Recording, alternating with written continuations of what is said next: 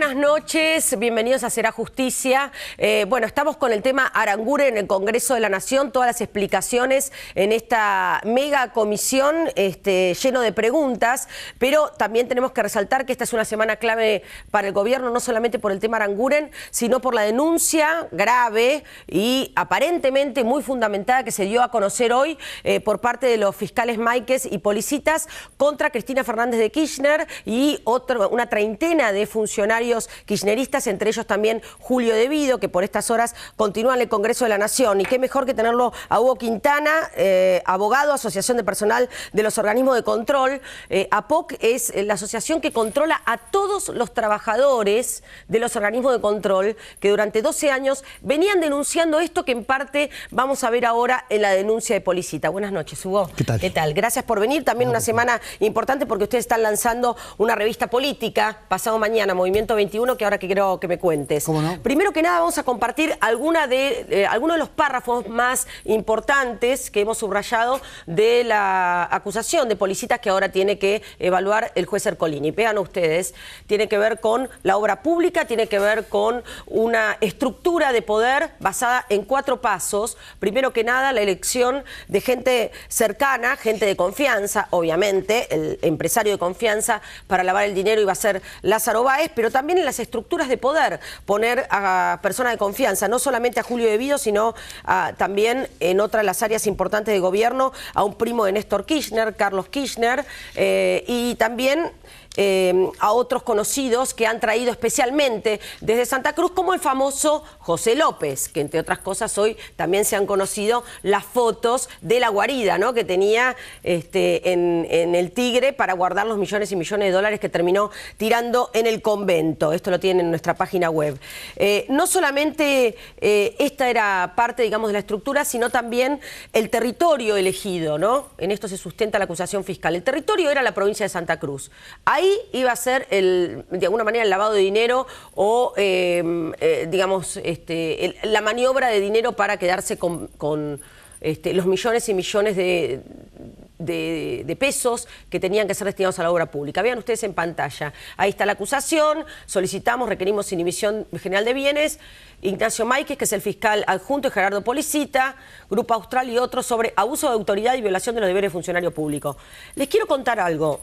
Por cómo está estructurada esta denuncia, todo indicaría que esto es asociación ilícita. Si yo fuera fiscal haría lo mismo, yo no iría de entrada por la asociación ilícita. Ahora, ¿cómo está armado?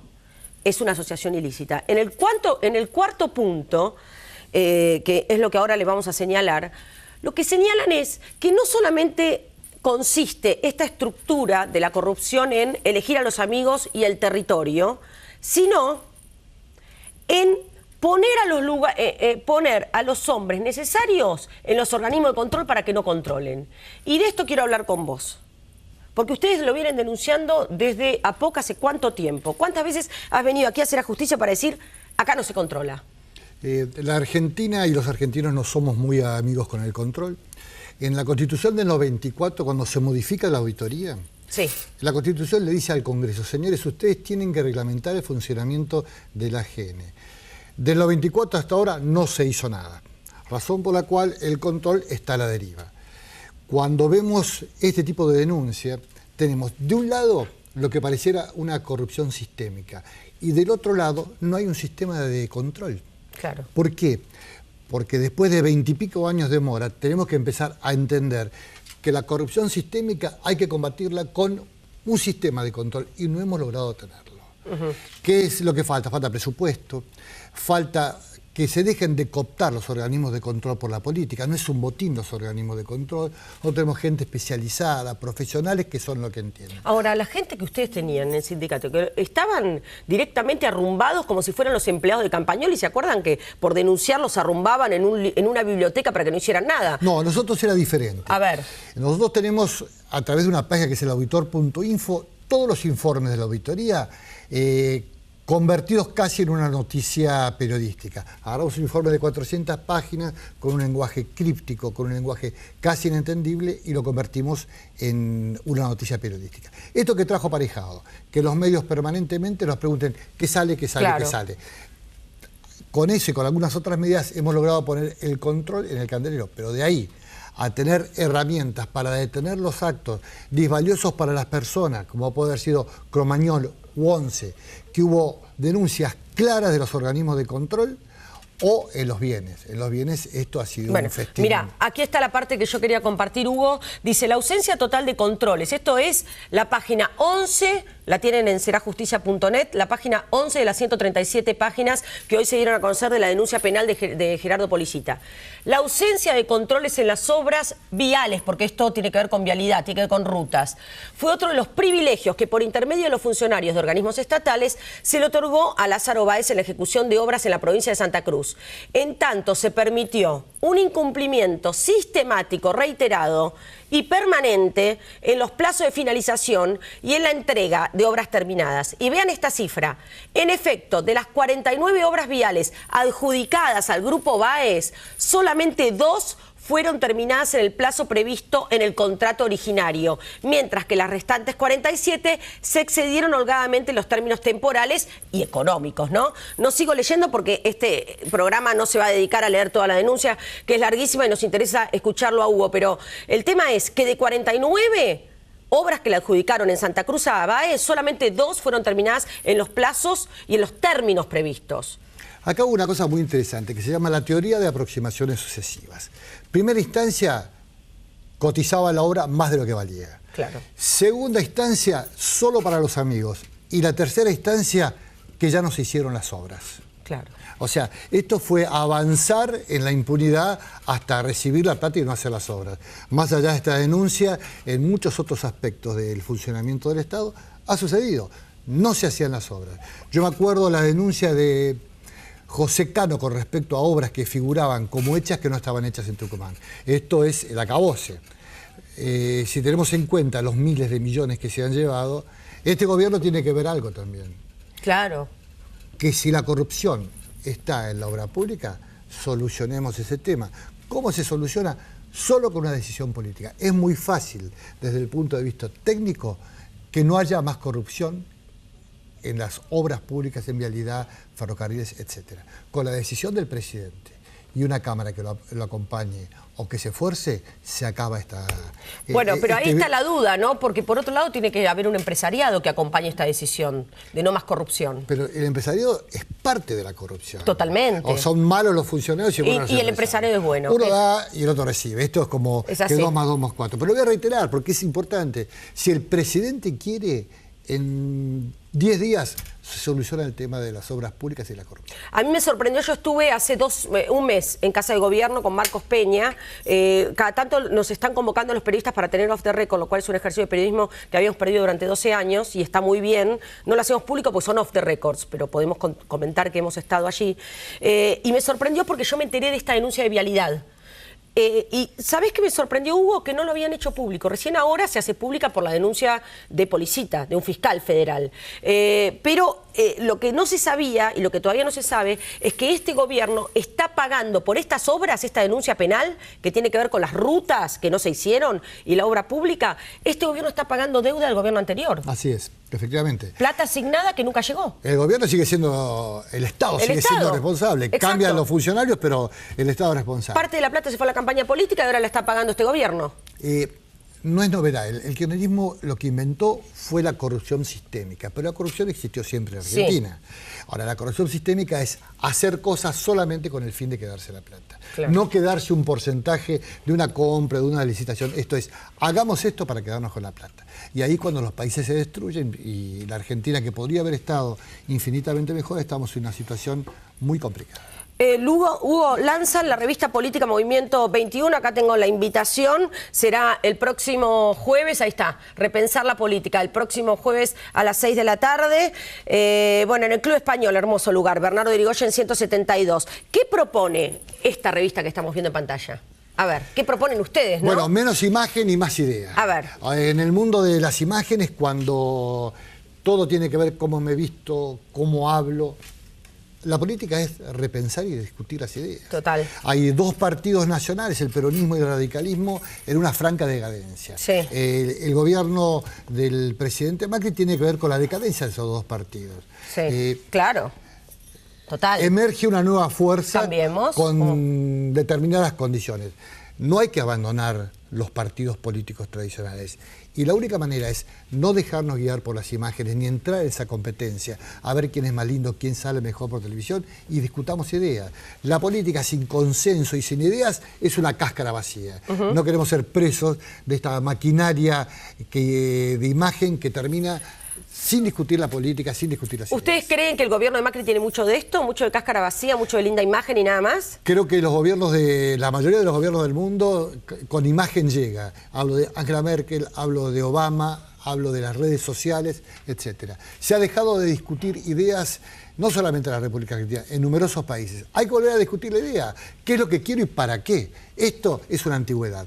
Tratamos de reflotarlo. Gracias, Hugo. No, gracias a vos. Un placer, como siempre, tenerte aquí en Será Justicia. Muchas gracias. Una pequeña pausa, nos metemos de lleno con Aranguren y su presentación ante el Congreso.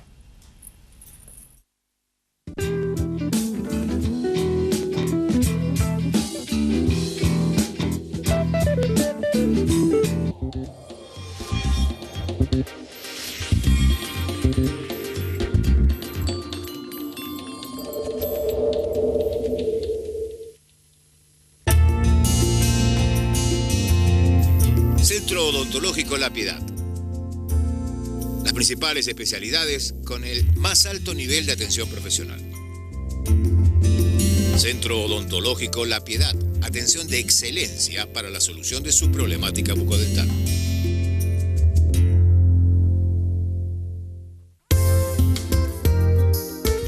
La excelencia del Centro Médico Montserrat, ahora en Quilmes. Tecnología de última generación y el más completo plantel profesional al servicio de su salud. Centro Médico Montserrat. Atención integral con nivel de excelencia.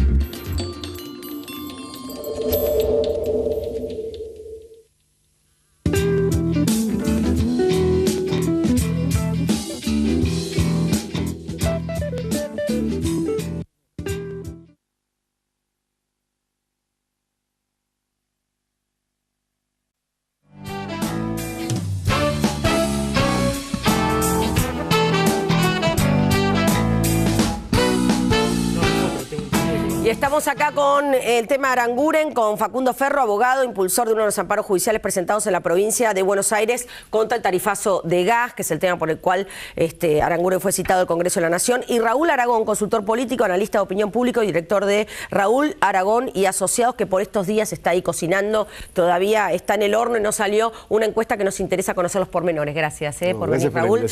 Gracias, Facundo. Bueno, contanos un poco cómo estás viendo esto del Congreso. Estoy viendo que me parece que esto se tendría que haber resuelto antes, que es un desgaste político y social innecesario, que se tendrían que haber arbitrado todas las medidas para poder tomar una decisión razonable, eventualmente que se quiera seguir adelante con esto de los tarifazos.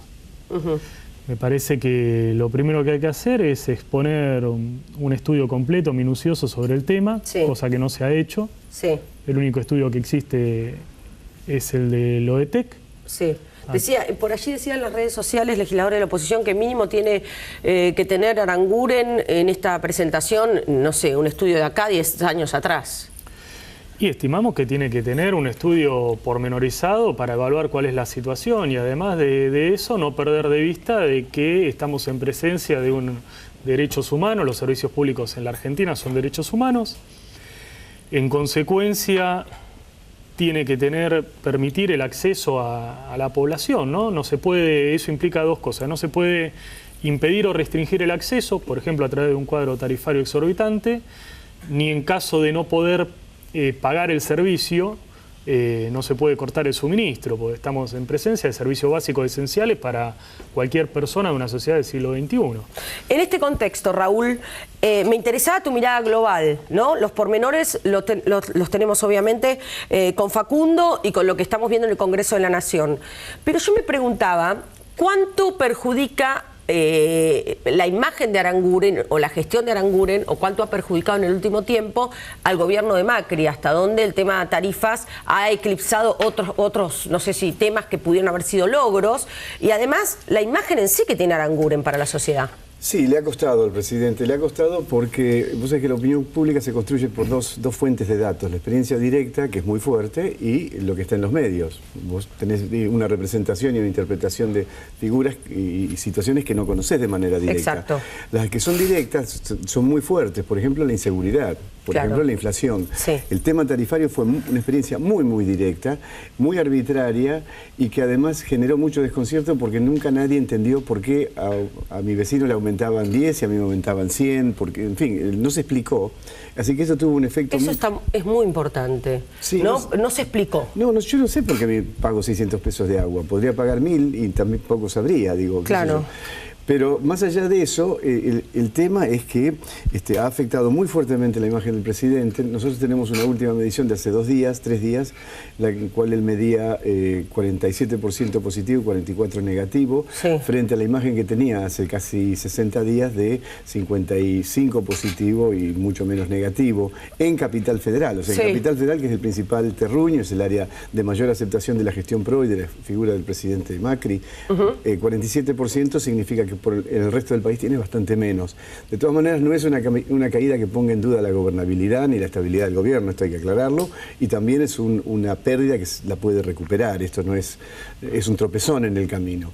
Pero también hay un dato más, y hay que ver cómo se resuelve, bueno, el doctor sabrá mejor, cómo se resuelve la acusación, la denuncia de la diputada Camaño, que para mí es mucho más seria que en términos de imagen, lo que le puede costar al presidente un enjuiciamiento o un procesamiento de uno de sus ministros por una operación ilegal o no clara. La verdad que no entiendo el tema técnico, así que no voy a entrar. Pero... ¿Cómo sería? No, en el caso, a ver, con respecto a Aranguren, nosotros mismos hemos presentado sí, una denuncia penal por el tema del tope del 400%. ¿Y esto sí, porque hablo de lo que corresponde y lo que hicimos nosotros? Porque una vez que se dicta el fallo de la Cámara Federal de La Plata, de la Sala 2, sí, eso fue el 7 de julio. Sí, casi sí, hace un mes iba a decir. El 7 de julio. El día 11 de julio, Garabano, Marcos Peña y Aranguren brindan una conferencia diciendo que, en base al fallo que declaró la nulidad en todo el territorio argentino y en consecuencia manda a refacturar con el cuadro tarifario que estaba vigente anterior al aumento, dicen, bueno, ponemos un tope del 400% para los hogares y del 500% para los comercios o pymes. Pero había una decisión judicial que decía que eso era nulo, de nulidad absoluta, y es decir, la inexistencia del acto administrativo, que eran las resoluciones que disponían el tarifazo de gas. En ese marco, el marco que había para aumentar las tarifas era 0. Claro. Y ellos pusieron un tope del 400 a 500%. Eso técnicamente es el delito de desobediencia a la autoridad, artículo 239 del Código Penal. ¿Por qué? Porque tengo una orden clara, concisa, concreta, dirigido a alguien en particular, en este caso al ministro de Energía y Minería de la Nación, que le dice, mire, usted tiene que refacturar y no puede seguir con esto hacia adelante. Y él desoye, incumple el fallo y dice, bueno, yo pongo un tope del 400-500%. Eso es delito, no se puede hacer. Digamos, si nos pasa a nosotros en nuestra vida... ¿Y el tema de la audiencia pública es delito? Porque ya al final me quedé mareada si es legal o no. No, el tema de la audiencia pública, sinceramente, a mí es el tema que menos cuidado... que menos interés te genera. No me genera ningún tipo de interés. Y paso a explicar por qué. Porque la audiencia pública... es una audiencia no vinculante, exacto, que lo único que hace es otorgar la palabra en un proceso de pseudo-democratización de estas cosas, pero no tiene mayores efectos operativos. Las tarifas van a estar igual. Mañana yo hago una audiencia pública y convoco, digo, bueno, estadio de River Plate, y convoco 300.000 personas y hago una... Vamos a debatir qué vamos a hacer con el estadio. Vamos a debatir qué va a hacer y le doy la palabra a 3 personas y la audiencia está cumplida y el tarifazo rige porque yo no me tengo por qué basar en la audiencia pública. Por eso el tema central, y nosotros lo hemos planteado de esta manera, no es la audiencia pública, que si bien era un aspecto que había que tomar en cuenta, pero es un aspecto de procedencia formal. La procedencia sustancial pasa por esto de que los servicios públicos son derechos humanos, y al ser derechos humanos no pasa a ser una mercancía.